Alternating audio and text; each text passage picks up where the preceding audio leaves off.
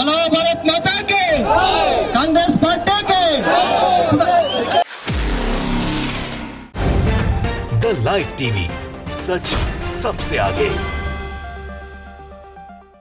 नमस्कार, the live TV आप देख रहे हैं। आपके साथ मैं हूं आदित्य कुमार। कर्नाटक में प्रचार प्रसार थम गया है। 10 तारीख को वोटिंग होनी है और वोटिंग से पहले जो रुझान सामने आ रहे हैं वो कई सारे इशारे कर रहे हैं। दरअसल कुछ रुझान फील्ड पर देखने को मिलते हैं, कुछ रुझान आपको टीवी चैनल्स पर देखने को मिलते हैं, यानी वो सर्वे वाले जो ओपिनियन पोल दिखाए जाते हैं, और कुछ जो जमीन पर मिलते हैं वो अलग ही इशारा करते हैं। तो जमीन पर कई सारे रुझान दिखाई दे रहे हैं। जमीन पर आप देख रहे हैं कि अमित शाह जी कह रहे हैं कि भीड़ ही नहीं है, यहाँ बाइक से ही लोग दिखाई रहे, वो रुझान दिखाई दे रहे हैं। और भारतीय जनता पार्टी के जो नारा लगाने वाले लोग हैं वो भी शायद रुझान को बखूबी समझ रहे हैं।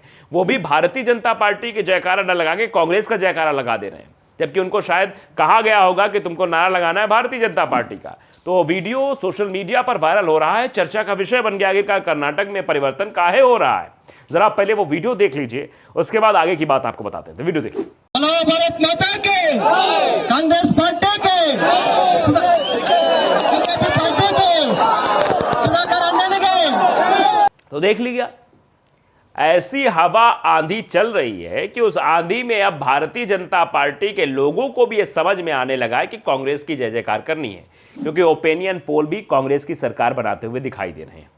बता रहे हैं कि भैया पूर्ण बहुमत मिल जाएगा। 113 जो बहुमत का आंकड़ा है, क्योंकि 224 विधानसभा सीटें हैं, उसमें से 113 बहुमत का आंकड़ा है। उस बहुमत के उस जादुई आंकड़े को छूती हुई कांग्रेस पार्टी नजर आ रही है।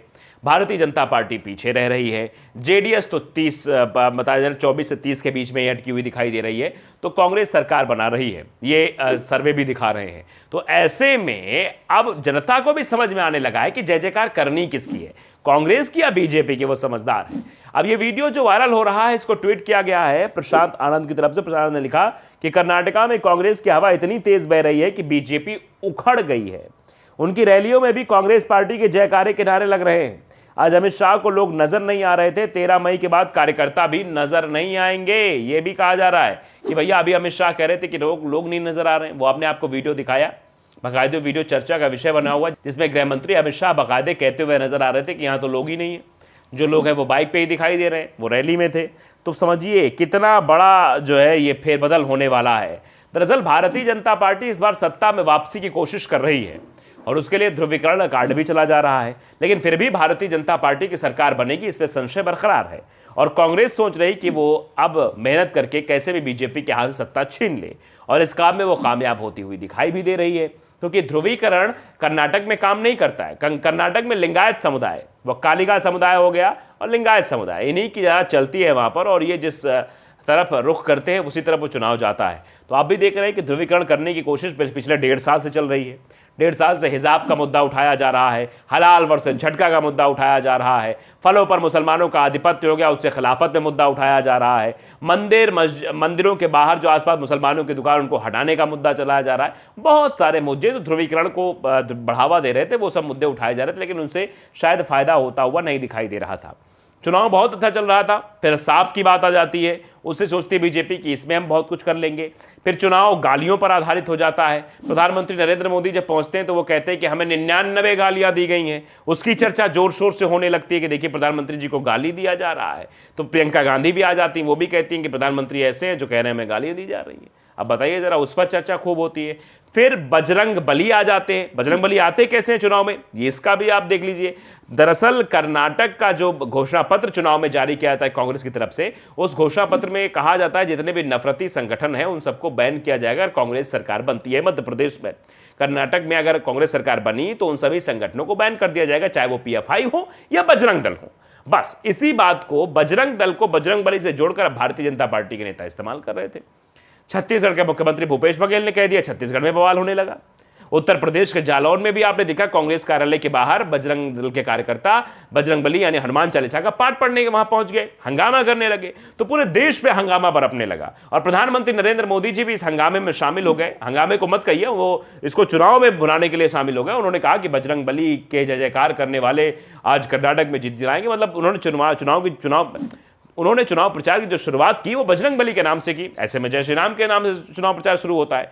तो ये ध्रुवीकरण जो हो रहा था ये पूरी तरीके से करने की कोशिश भारतीय जनता पार्टी की तरफ से की जा रही थी। लेकिन फिलहाल तो चुनाव आप जानते हैं कि चुनाव भैया चुनाव है, जनता देखती है कौन हमारे हित में काम करेगा, कौन अच्छा काम करेगा, उसको हम वोट देंगे। तो ये भी मुद्दा शायद काम करता हुआ नहीं नजर आ रहा है, क्योंकि जो सर्वे इशारा कर रहे हैं वो यही दिखा रहे हैं कि कांग्रेस अपनी सरकार बनाती हुई दिखाई दे रही है और भारतीय जनता पार्टी दूसरे नंबर की पार्टी बनती हुई दिखाई दे रही है। तीसरे नंबर की जो पार्टी है वो जेडीएस बनती हुई दिखाई दे रही कर्नाटक में। तो कर्नाटक का जो रण है वो बेहद महत्वपूर्ण हो गया है। अब रजनीकांत नाम के ट्विटर यूजर हैं, वो भी नीचे लिखते हुए या ट्वीट करते हुए मोदी जी से कुछ सवाल पूछ रहे हैं कि मोदी जी बताइए आपके कुछ वादे थे, उस वादों को, उन वादों को भी याद दिला रहे हैं। लिख रहे हैं जरा ये भी बताते मोदी जी कि हर साल 2 करोड़ नौकरियां देने के वादे का क्या हुआ। लोग पूछ रहे हैं भैया, क्योंकि मोदी जी ने कहा था कि हर साल 2 करोड़ लोगों को रोजगार मिलेगा, लेकिन रोजगार आज नहीं है, तो जनता सवाल पूछ रही है। किसानों की आय दोगुनी करने का वादा था, क्या हुआ, पूछा जा रहा है। किसानों की आय दोगुनी हो गई क्या? किसान अब दोगुनी आय कमा रहा है क्या? ये भी सवाल पूछा जा रहा है। अगर ऐसा था तो फिर किसानों का इतना बड़ा आंदोलन क्यों हुआ, ये भी सवाल है। फिर पूछा जा रहा है काला धन वापस लाने के लिए वादा हुआ था, क्या हुआ?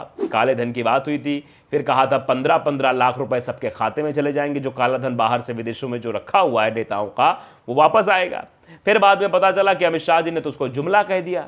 तो अब लोग पूछ रहे हैं भैया कि काला धन कब वापस आएगा, किसानों की आय दोगुनी कब होगी, और बेरोजगार जो युवा है उनको रोजगार कब मिलेगा, ये देश की जनता जानना चाह रही है। आगे महंगाई कम करने का वादा हुआ, क्या हुआ? महंगाई कमी नहीं हो रही है। पेट्रोल डीजल के दाम देख ही रहे हैं आप, और जब डीजल के दाम में जब बढ़ोतरी होती है तो रोजमर्रा की चीजें महंगी हो जाती हैं, यहाँ तक कि सब्जी भी महंगी हो जाती है, क्योंकि सिंचाई तो डीजल से ही हो रही ना भाई। आप अनाज महंगा हो जाता है, सब चीजें महंगी हो जाती हैं। तो भैया ये बड़ी समस्याएं हैं। या कह दीजिए कि वो तो मैं झूठ बोलकर वोट ठगने के लिए कहा था, भारत का अब तक सबसे बड़ा झूठा। ये भी लोग कह रहे हैं, हम नहीं कह रहे हैं निकल का मानहानि का एक मुकदमा इधर भी आ जाए। हम ये बता रहे हैं कि जनता ये कह रही है कि अब तक का सबसे बड़ा झूठा, भारत का सबसे बड़ा झूठा। रजनीकांत एक और लिखते हैं कि मजा आ रहा है ना, 47 का मोबाइल रिचार्ज 99 में अब 155 में हो गया है। पहले 47 रुपए का था, फिर 99 में हुआ, अब 155 रुपए में 1 महीने का हो गया है। 399 का रिचार्ज 719 रुपए में, पहले कहा गया कि 399 कराओ 3 महीने मौज उड़ाओ, वो हो गया है 719 रुपए में। 60 रुपए का पेट्रोल 110 में हो गया है, ये आप देख ही रहे हैं। 250 रुपए का जो टीवी रिचार्ज था वो 500 में हो गया। 450 का सिलेंडर 1150 में हो गया है। आपने वादा किया था 2 करोड़ नौकरियां, क्या हुआ? काला धन वापस लाएंगे, क्या हुआ? ये देश की जनता पूछ रही है। आगे एक ट्वीट, एक बात पूछना था, भाजपा सांसदों ने जो गाँव गोद लिए थे वो अभी गोद में ही है या चलने लगे? ये भी एक कटाक्ष के तौर पर पूछा जा रहा है भैया कि जो गोद लिए गांव थे उनकी स्थिति आखिरकार क्या है, क्या वो चल रहे हैं या अभी तक गोद में ही हैं? अगले और लिखते हैं कि आय दुगुनी हुई कि नहीं हुई। नीरव मोदी 11,000 करोड़ लेकर भागा था, अब ऋषि अग्रवाल 22,000 करोड़ का घोटाला किया, क्या हो रहा है? कई सारे ट्वीट एक के बाद एक किए। जब कोविड-19 अपने चरम पर था तो रोजाना हजारों लोग मर रहे थे, तब पीएम बंगाल में प्रचार कर रहे थे। जब पुलवामा हमला हुआ, हमारे 40 से अधिक जवान शहीद हुए, तब साहब जंगल में फिल्म शूट कर रहे थे। अब जब मणिपुर में दंगे हो रहे हैं, दंगे में जल रहा है, तब साहब कर्नाटक प्रचार कर रहे हैं, शर्मनाक। ये भी लिखा जा रहा है। आप समझिए कि अब काला धन, विदेश, ये सब चीज़ें जो है वो लोगों द्वारा रिएक्शन में आ रही हैं, दिखाई दे रही हैं।